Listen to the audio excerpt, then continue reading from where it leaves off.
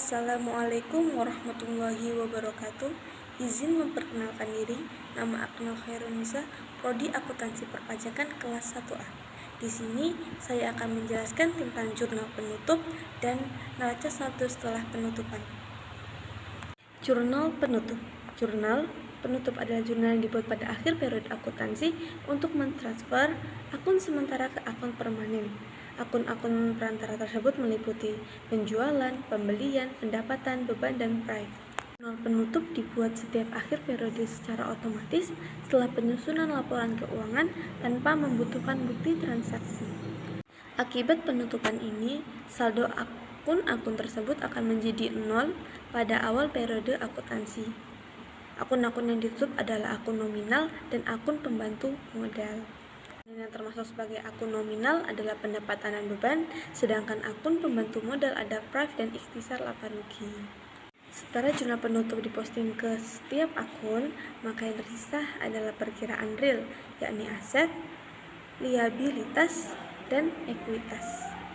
Mengapa sih akun sementara harus ditutup pada akhir periode? Jawabannya, karena akun tersebut bersifat sementara, yang berfungsi menampung perubahan akun modal selama periode akuntansi. Pada saat penutupan, semua akun perubahan modal yang telah ditampung akun sementara akan dilimpahkan ke akun modal sehingga jumlah modal bisa mengalami perubahan.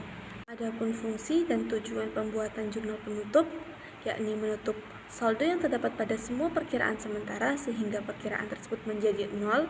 Yang kedua, agar saldo akun modal menunjukkan jumlah yang sesuai dengan keadaan pada akhir periode, sehingga akun modal akan sama dengan jumlah modal akhir yang dilaporkan di neraca. Memisahkan transaksi jurnal pendapatan dan beban agar tidak bercampur dengan jumlah nominal dari pendapatan dan beban pada tahun selanjutnya.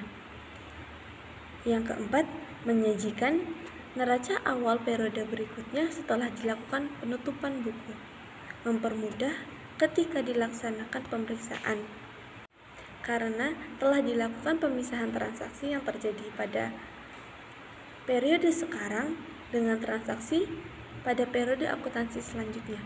Menyajikan informasi keuangan yang benar atau real dari suatu perusahaan setelah dilakukan penutupan buku.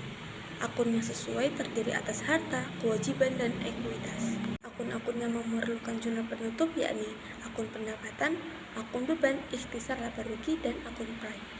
Di sini ada langkah-langkah menyusun jurnal penutup.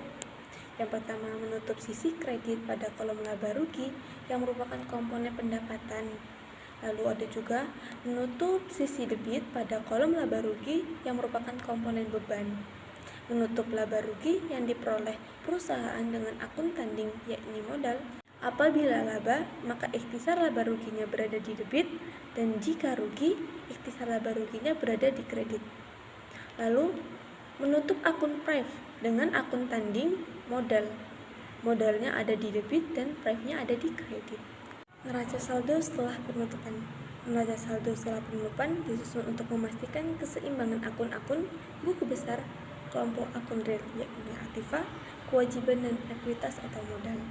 Neraca saldo setelah penutupan dibuat pada akhir periode akuntansi yang merupakan neraca akhir periode akuntansi dan sebagai neraca awal periode akuntansi berikutnya. Adapun tujuan dari neraca saldo setelah penutupan yakni memastikan apakah antara pengeluaran dan pendapatan perusahaan seimbang, lalu menunjukkan keseimbangan buku besar, dan yang ketiga mengurangi risiko kecurangan. Tata cara membuat neraca saldo setelah penutupan yakni setelah semua jurnal penutup telah dibuat dan diposting ke buku besar, maka neraca saldo setelah penutupan bisa disiapkan.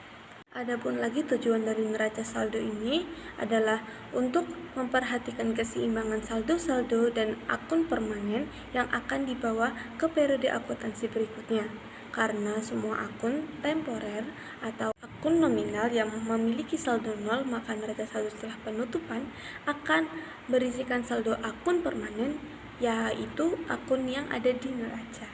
Dalam satu periode akuntansi, siklus akuntansi yang dilalui meliputi mencatat transaksi ke dalam buku jurnal, lalu memindahkan transaksi-transaksi dari jurnal ke buku besar atau bisa kita sebut biasanya dengan posting, lalu menyusun neraca saldo, membuat ayat jurnal penyesuaian, lalu memosting ayat jurnal penyesuaian ke buku besar, menyusun neraca saldo setelah penyesuaian, membuat laporan keuangan, membuat jurnal penutup, memposting jurnal penutup ke buku besar masing-masing, membuat neraca saldo setelah penutupan, dan yang terakhir membuat jurnal pembalik suatu pilihan di awal periode berikutnya.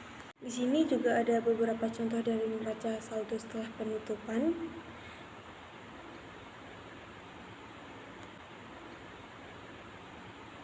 Mungkin hanya sekian yang dapat saya sampaikan, kurang lebihnya saya mohon maaf. Saya akhiri.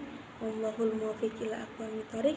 Wassalamualaikum warahmatullahi wabarakatuh.